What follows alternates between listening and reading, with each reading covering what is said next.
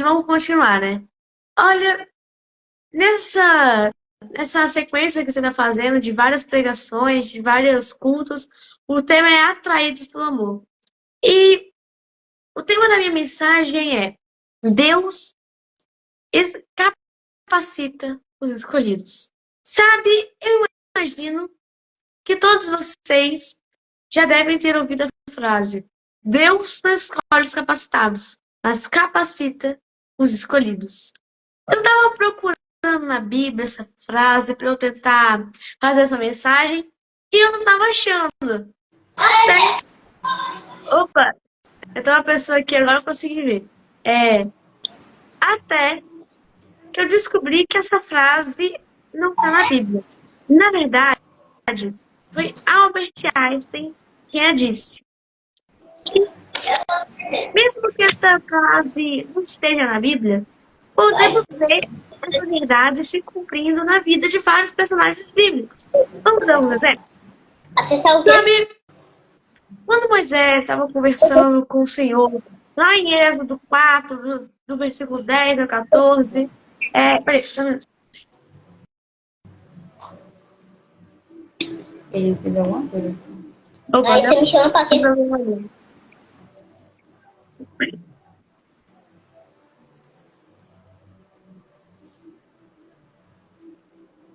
Cara, menino.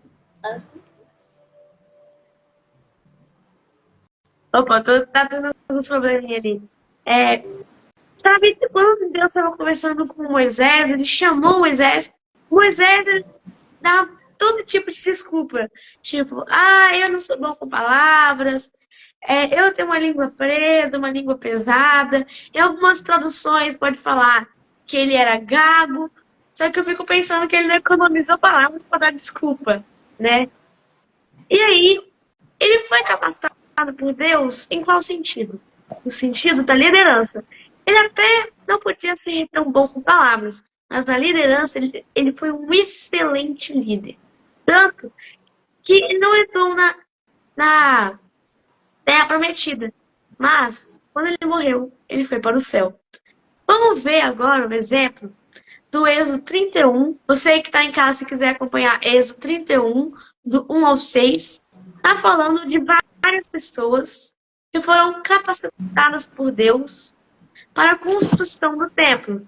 Tem palavras específicas como eu designei, eu escolhi, eu capacitei tal pessoa para as funções que ele deu, como trabalhar com pedras preciosas, entalhar madeira, sabe? Então tem várias funções que Deus designou essas pessoas.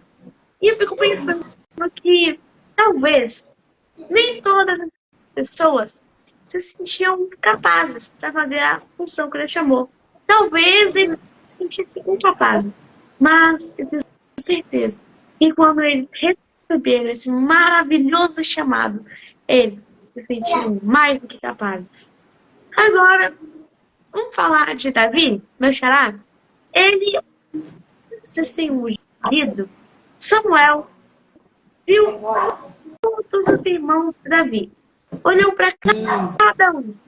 Aí chegou o primeiro mais velho, Samuel olhou, ficou em dúvida, porque ele parecia um homem com aspecto de rei. E ele perguntou, Deus, é este? Então Deus respondeu, não. Até que foi passando todos os filhos do Jessé. E ele foi fazendo essa pergunta para Deus. Deus é este? E por que não? Até que Deus respondeu.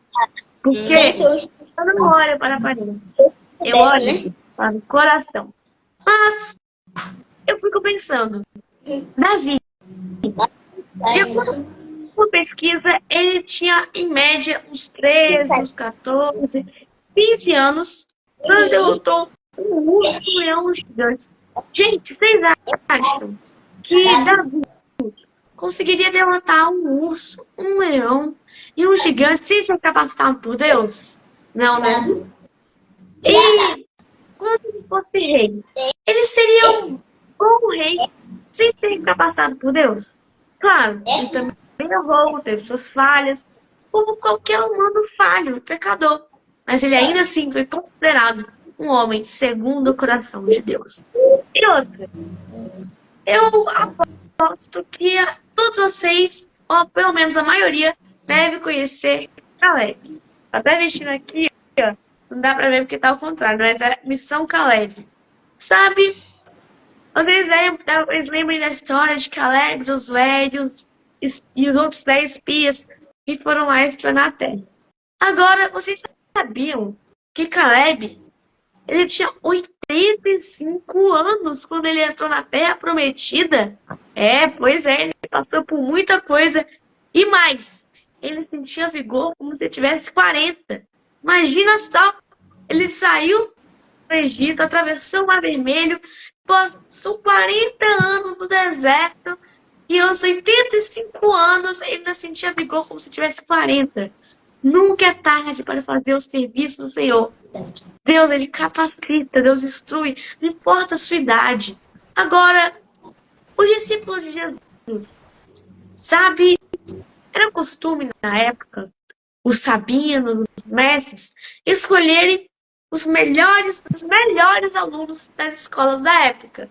E os que não se destacavam tanto seguiam o ofício dos pais, como pescadores, carpinteiros, artesãos, entre outras funções. Então, esse era o grupo social que Jesus escolheu com os seus discípulos, os seus seguidores. Mas, então, a maioria das pessoas ficava olhando e falando, nossa, ele escolheu essas pessoas, enquanto podia ter escolhido os melhores alunos das faculdades, né, das escolas da época. Mas não, ele escolheu essas pessoas. E, com base nas características dadas pela Bíblia, fizeram uma espécie de simulação, como se os discípulos de Jesus estivessem concorrendo a uma determinada vaga de emprego em uma determinada empresa, uma grande empresa, em uma área de gerenciamento. O resultado da simulação foi: Simão Pedro, ele é emocionalmente instável, sujeito a explosões de raiva. André, ele não tem nenhuma qualidade de liderança. Os dois irmãos, Tiago e João, filhos de Zebedeu, colocam o interesse pessoal acima da lealdade da empresa.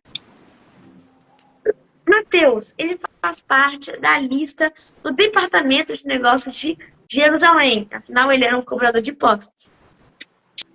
Tiago, outro Tiago, filho de Alfeu, e Tadeu têm claras inclinações radicais, e ambos atingiram uma marca elevada na escala maníaco-depressiva. Tomé, ele demonstra uma atitude de desânimo que poderia abalar o estado de ânimo do grupo. Só tem um candidato e ele demonstra um grande potencial. Ele é um homem capacitado, cheio de recursos, tem contato com pessoas de alta posição e tem a mente aguçada para negócios. Recomendamos Judas Iscariotes como seu tesoureiro no braço direito. Eu fico pensando que, sabe, de acordo com essa simulação, os outros discípulos que não eram capazes, que aos olhos humanos não poderiam fazer absolutamente nada nessa questão de evangelizar, foram eles que conseguiram levar essa mensagem ao mundo. Porque se não fosse eles, eu não estaria aqui hoje falando essa mensagem para vocês. Concordam? E aquele que aos olhos humanos era o mais capacitado foi o que justamente traiu Jesus. Agora são os exemplos bíblicos. Então vamos usar um exemplo de uma pessoa que se chama David Livingstone. É quase meu xará. Desculpa aí. Ele morava na Inglaterra junto com a sua família. Só que tinha um profundo desejo em seu coração de evangelizar. E quando surgiu a oportunidade, ele e sua família foram até a África. E alguns relatos dizem que ele andou mais de 40 mil quilômetros a pé. Muita persistência, né? Eu tenho muita persistência. Só que passou um tempo e ele e sua família acabaram morrendo lá na África. E os nativos africanos foram preparar o seu corpo para que voltassem à Inglaterra, não permitiram que o seu coração acompanhasse seu corpo, porque para eles seria injusto enterrar na Inglaterra o coração de um homem que amou tanto a missão de evangelizar. Irmão, irmã, se você tem um profundo desejo em seu coração de realizar a missão para Deus, Deus ele vai e pode te capacitar. Se você tiver esse desejo, ele vai sim te capacitar. Mas o que falta para largar as redes e segui-lo? O que te prende ainda? Os vícios, os jogos e tantas outras coisas. Deus ele escolheu você. Ele quer que você entre no time dele. Você tem um grande potencial para o serviço do Senhor. Vamos fazer um dever de casa? Todo mundo que está aí assistindo a live, repita comigo. Eu fui escolhido por Deus, mesmo sendo incapaz. Ele me escolheu e me capacitou para completar o ID. O ID é aquela parte que Jesus disse. ID, pregar o evangelho a todo mundo. Toda língua, toda nação, todo dialeto, toda tribo e todo povo. Então, só um minutinho aqui.